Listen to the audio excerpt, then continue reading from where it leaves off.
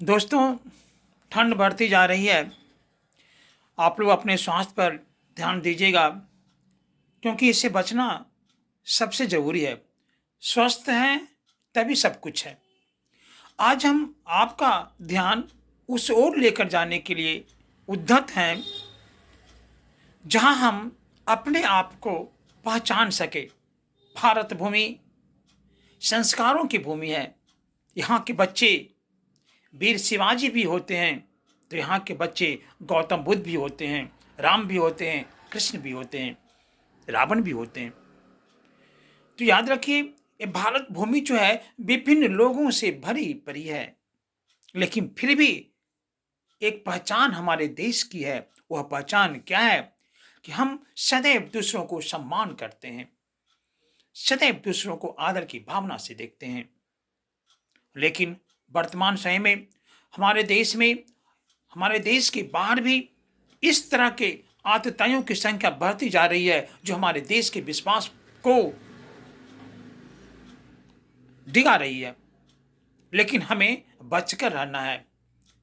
हमारी भारत भूमि की यह विशेषता रही है कि जब भी हमारे देश के ऊपर किसी तरह की कोई विपदा आती है, जब हमारे देश में किसी भी तरफ के धर्म की हानि होती है, अधर्म का विकास होता है, तो हमारे देश में किसी न किसी महापुरुष का जन्म अवश्य होता है। जब जब धरा विकल होता, मुसीबत का समय आता, तब तब किसी न किसी रूप में कोई महामानव चला आता। यह हमारी भारत भूमि की विशेषता है। इसीलिए मेरा देश धर्म प्रधान देश है। हम लोग परम पिता परमेश्वर की देख रेख में काम करते हैं, कर्मशील हैं, कर्मठ हैं, भाग के भरोसे नहीं रहते, लेकिन भाग पर विश्वास भी करते हैं।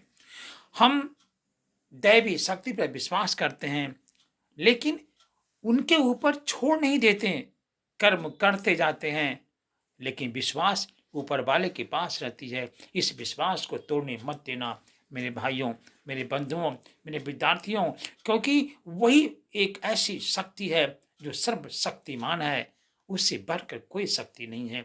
उसके शक्ति के सामने संसार की सारी शक्ति क्या है? बेकार है, नश्वर है। इसलिए हमें उस परम पिता की शरण में जाना चाहिए और उनके द्वारा बताए हुए रास्ते पर चलना चाहिए। जय हिंद।